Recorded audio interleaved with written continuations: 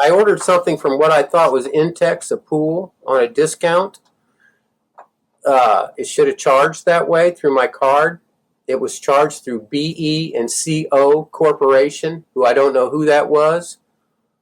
But after the charge, and I saw the charge from this company, I tried to contact PayPal and ask them who this company is. They wouldn't give me any information about it. I told them I thought it was fraudulent, and they haven't helped me resolve my issue one bit.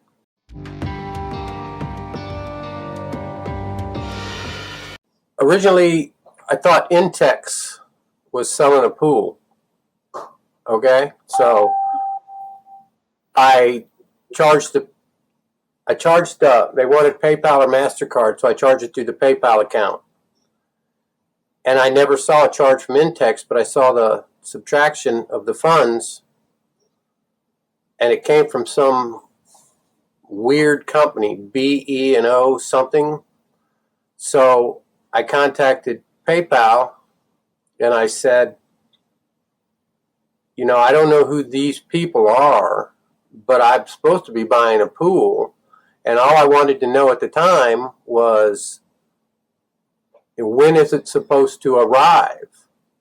Okay, and I didn't care who sent it, when it was supposed to arrive. So apparently PayPal, this is my understanding, I don't know, because PayPal, they're lost when you talk to them. I have difficulty. They continue to switch me to new agents, and all the agents seem confused over the original issue. So anyway, so apparently they opened up some kind of claim.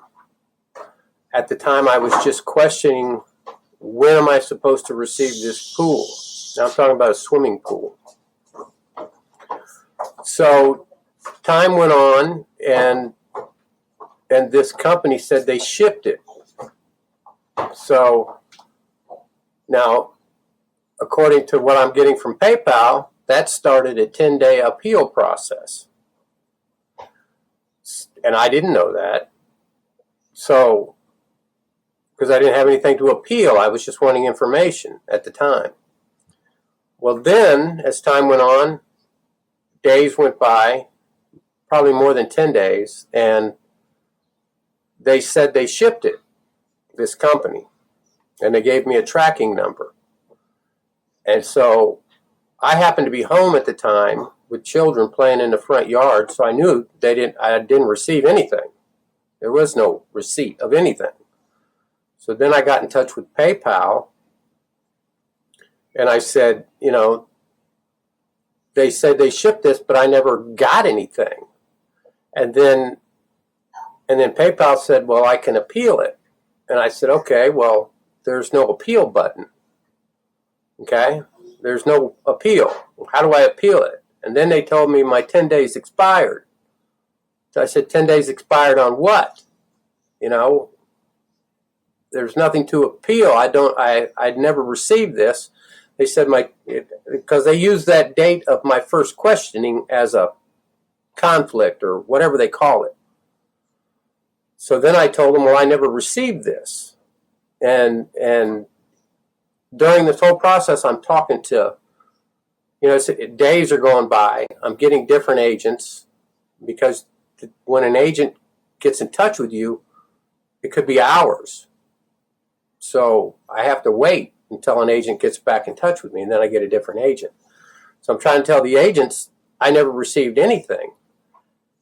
And then they said, well, yes, you did, and they gave me the tracking information. So then I had to get in touch with the post office. And I contacted the post office. I said, I'm supposed to receive this. And the post office came to me and said, well, they shipped something, but it wasn't to your address. And they wouldn't tell me what address they shipped it to. So I went back to PayPal and said, it didn't get shipped to me. It got shipped to some other place. And I want to file this appeal. And they told me again, my 10 days expired. I said, no, I said it's only been 5 days from the time that I was supposed to have received it. So there's no 10 days expired. And how do I fight this? And I told them, I said, somebody's trying to commit fraud here. Either the seller, or you guys are involved in this too, because you're facilitating this fraud. And so then they said, well, I have to get something from the post office saying where it's shipped. Well, I got in touch with the post office. It's not just going to my local post office. I had to go to another post office, a major one. And they sent me an email from the USPS saying that it was delivered to a different address. So I sent it back to PayPal, another agent, saying, see, they sent it to another address. PayPal said, well, you're too late on the appeal, and that if they shipped it to another address, then you need an intranet form from the post office. So he said, okay, I'll get an intranet form. So I closed out that information. I didn't close anything. I just stopped on that. I went to the post office to get an intranet form, whatever an intranet form is. In the meantime, PayPal closed they closed in their minds, they resolved it, so they closed the conflict. So I'm like, I guess because I didn't get back to them fast enough. It's like so I messaged them back. I said I couldn't get back to you because the post office wasn't getting back to me. So I've got this intranet form now.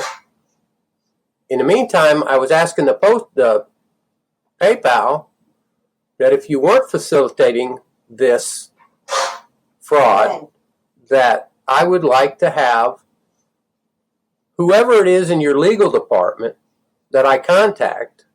So if I take it to small claims court, I have the appropriate information to send my claim to through PayPal. And in the meantime, if you're not facilitating this, give me the information on the seller, whoever this seller was. Well, they just ignored all that. They closed my thing.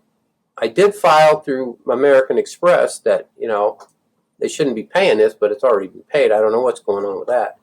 And PayPal hasn't responded to me now that I've got the intranet form, and I've sent it to them, but they haven't responded to me. It's like they're ignoring me. This is all $98. It's a $100 deal, but it's like it's not that big of a deal, but it's, they haven't resolved anything. They closed out my resolution thing and won't allow me to file an appeal based on some fictitious date they made up. So I'm sitting here with nothing right now.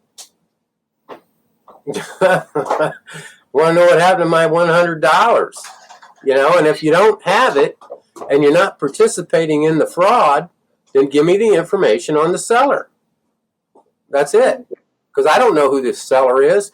I thought I was going through, I don't know how it got that way. It could have been originally, I got caught up in some scheme on the internet, unawares. That's possible. It happens even to the best of us. I'm usually pretty sharp when it comes to that, but so that's okay. If I did, then give me the information on this seller. Well, they won't give me the information on this seller. They know who it is. They paid them.